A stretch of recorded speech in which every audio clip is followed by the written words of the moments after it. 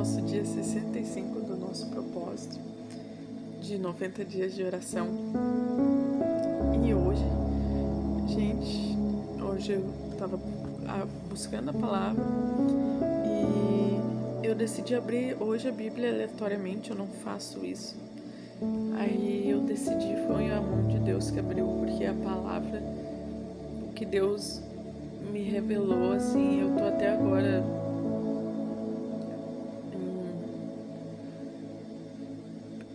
agora assim pensando e tô emocionada, sabe? Porque a gente lê a Bíblia e muitas vezes alguns detalhes minuciosos passam desapercebidos. Então a gente vai ler ali em Mateus, no capítulo 1, o verso 18. Uma passagem muito conhecida.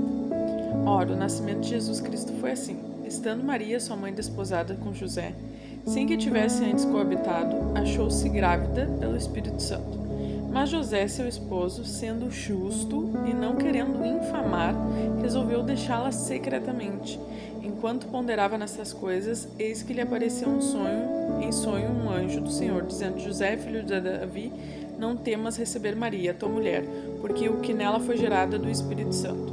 Ela dará à luz a um filho e lhe porá o nome de Jesus, porque ele salvará o seu povo dos pecados deles.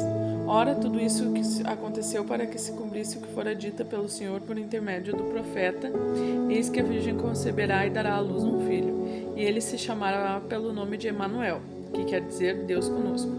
Despertado, José do seu sono fez como lhe ordenara o anjo do Senhor e recebeu sua mulher. Contudo, não a conheceu enquanto ela não deu à luz o filho, o que impôs o nome de Jesus. Em outras passagens bíblicas, nós sabemos que Mateus, Marcos e Lucas e João também falam sobre isso. Também diz que o anjo chegou para Maria e falou sobre isso, que ela teria filho de Deus, que o Espírito Santo conceberia nela. E ela diz: mas como pode, sendo que nunca me deitei com homem nenhum. E ele diz que, quem colocaria a vida nela seria o Espírito Santo. E ela diz: eis-me aqui, E aí eu tava conversando com Deus, nossa, uma passagem linda, Baita servos de Deus. Meu Deus, imagina a mulher não ter tido relações e ter um filho de parto natural, Naquela época não existia cesárea. E mesmo assim, se colocar eis-me aqui, sem saber o que ia acontecer, sem saber como é que a sociedade ia julgar ela. E José, sabendo, achando que ela tinha traído ele, mesmo assim não se colocou em primeiro lugar, colocou ela em primeiro lugar. O pensamento diz que estava planejando em fugir, em secreto, para não difamar ela, porque ele, como homem naquela época, ele poderia casar, mas ela ficaria difamada, E daí eu pensando assim, nossa, que é uma história assim demais, porque é incrível a história deles, E eles carregaram Jesus, foram os pais de Jesus. E daí o Espírito Santo me tocou e disse: pois é, agora olha, quais são os 2 primeiros mandamentos? Os 2 são cumpridos, os 2 primeiros mandamentos são representados na vida deles. E eu parei e pensei assim, meu Deus, é verdade. Em Maria, amar a teu Deus sobre todas as coisas. Ela amou tanto a Deus que ela ignorou o fato de que poderia ser difamada, de que poderia ser excluída, porque naquela época não é só ser difamada, a mulher sofria penalidades, ainda mais por traição, podia ser morta, com o risco de ser morta. Ela amou Deus acima de todas as coisas e diz: eis-me aqui pro Senhor. Olha que lindo, que tremendo isso. E José, amar o teu próximo como a ti mesmo. Ele botou primeiro ela à frente, sem não ser esposo, eles eram noivos naquela época, sem ser esposo dela, ele colocou ela primeiro na frente, mesmo achando que estava sendo traído. Ele colocou ela à frente e pensou: não, ela pode nunca mais casar, ser difamada, virar, ser apedrejada, então eu não vou fazer isso. Eu não vou fazer isso com ela, eu vou fugir escondido. E ele acabaria recebendo a culpa por abandonar sua esposa, sua noiva, seria um canalha, né? Ele seria um cafajeste por fazer isso. Então ele receberia a culpa por esse abandono. E ele ficaria mal falado. Quem aconteceria tudo com ele seria com ele, com o caráter dele, que ficaria mal falado. Então, olha que coisa linda. Os 2 primeiros mandamentos se cumprindo na vida deles antes mesmo de Jesus nascer. Antes mesmo de Jesus nascer, dizer que são os 2 maiores mandamentos. Amar Deus sobre todas as coisas.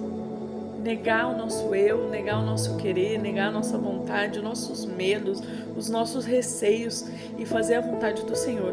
E amar o próximo como a nós mesmos, pensando literalmente o que poderia acontecer com nós, deixar a nossa vontade, o nosso querer de lado e amar o nosso próximo, porque o nosso próximo não é aquele que nos faz bem, é aquele que nos traiu, aquele que nos maltratou. E foi isso que o José fez. Ele amou ela mesmo achando que tinha sido traído.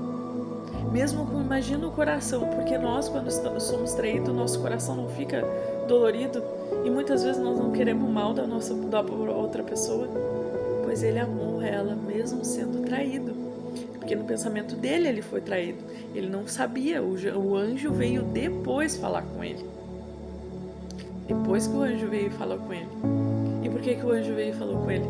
Porque mesmo ele sendo traído, ele ainda assim amou o próximo. Olha, isso pra mim foi um detalhe, né?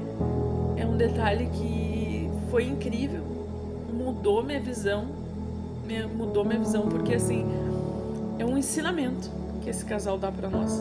Não só um ensinamento de fé, mas um ensinamento de cumprir e obedecer a Deus.